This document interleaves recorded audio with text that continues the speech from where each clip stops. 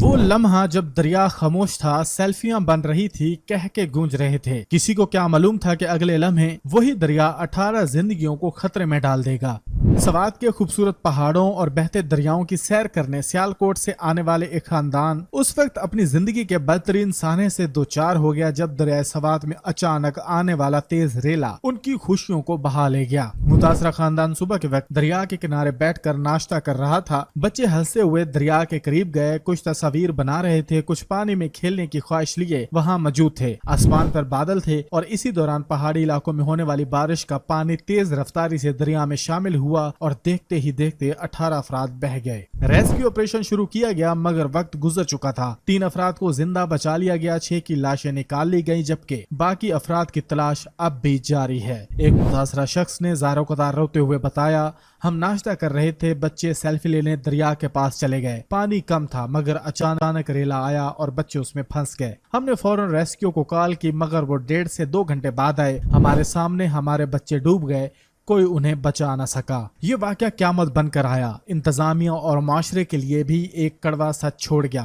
حالانکہ دریا کے قریب جانے اور نہانے پر دفعہ 144 نافذ تھی، پھر بھی سیاح اپنی جانوں کو خطرے میں ڈال کر وہاں جاتے ہیں، تصاویر، ویڈیوز اور تفریح کی خاطر احتیاط کو نظر انداز کر دیتے ہیں۔ آپ سوچیں، ایک باپ اپنے بچوں کو سامنے ڈوبتا ہوا دیکھ رہا ہو اور کچھ نہ کر سکے، ایک ماں کے سامنے اس کا پورا کنبہ پانی میں بہہ جائے اور ریاست 2 گھنٹے تک خاموش تماشائی بنی رہے۔ لیکن اس واقعے کا اصل درد صرف پانی کے بہاؤ میں نہیں چھپا ہوا، اس سسٹم کی نااہلی اور ہماری اپنی غفلت بھی اس کی بہت بڑی وجوہات ہیں۔ ریسکیو ٹیمیں 1.5 سے 2 گھنٹے بعد پہنچی۔ وہ 2 گھنٹے جب ایک سیکنڈ زندگی اور موت کے بیچ کا فاصلہ تھا۔ کیا ہماری ریاستی مشینری کو صرف فائلیں سنبھالنی آتی ہیں؟ کیا ایمرجنسی کال صرف خانہ پوری ہوتی ہیں؟ ان سوالوں کا جواب کون دے گا؟ ادارے اپنی روایتی سستی اور لاپرواہی سے باز نہیں آتے۔ جب اطلاع ملی تو فوری طور پر حرکت میں کیوں نہ آئے؟ کیا کوئی ٹریننگ ہے، کوئی ذمہ داری ہے، یا سب کچھ صرف رسمی خانہ پوری تک محدود ہے؟ اگر واقعی دریا کے قریب جانے پر دفعہ 144 نافذ تھی تو کیا ان سیاحوں کو مطلع کیا گیا تھا؟ کیا دریا کے کنارے وارننگ بورڈز لگے ہوئے تھے؟ اگر اطلاع دی گئی تھی تو کیا اس خاندان نے قانون کی خلاف ورزی کی؟ اگر ایسا ہے تو پھر یہ ہماری بے احتیاطی اور بس ایک سیلفی اور ایک لمحے کی خوشی پر جان داؤ پر لگانے والی ذہنیت کا بھی نتیجہ ہے۔ ایک باپ، ایک ماں، بچے سب ایک دوسرے کو آنکھوں کے سامنے بہتا دیکھیں لیکن ہاتھ نہ پکڑ سکیں۔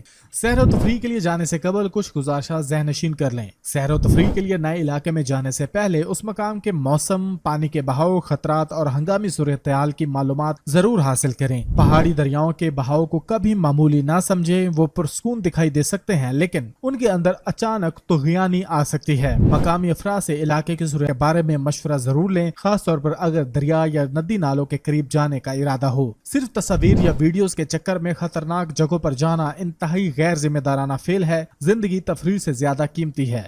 بچوں پر خصوصی نظر رکھیں، انہیں تنہا پانی کے قریب نہ جانے دیں۔ ہنگامی صورتحال میں فوری رابطہ کریں اور مقامی ریسکیو پوائنٹس کا پہلے سے علم رکھیں۔ ریسکیو اداروں میں فوری رسپانس سسٹم کا اثر نو جائزہ لیا جائے۔ سیاحتی مقامات پر مستقل وارننگ سسٹم اور فزیکل بیریئر نصب کیے جائیں۔ دفعہ 144 کے نفاذ کی معلومات ہر جگہ بورڈز، سوشل میڈیا اور مقامی ذرائع سے دی جائیں۔ شہری خود بھی احتیاط کا دامن نہ چھوڑیں۔ زندگی صرف ایک لمحے کی لاپرواہی سے ہمیشہ کے لیے ختم ہو سکتی ہے۔ دریائے سوات آج ایک پرسکون منظر نہیں، ایک خاندان کی چیخوں کی بازگشت ہے۔ اگر ہم نے اب بھی ہوش کے ناخن نہ لیے تو ہر سیاحتی مقام ایک ممکنہ سانحہ بن جائے گا۔ سیر کو زندگی کی تازگی بنانے کے لیے زندگی کی حفاظت پہلے لازمی ہے۔ وہ لمحے، وہ چیخیں، وہ بے بسی جو صرف چند سیکنڈز میں پورا خاندان ایک دوسرے سے ہمیشہ کے لیے جدا کر دے، یہ منظر واقعی قیامت خیز تھا۔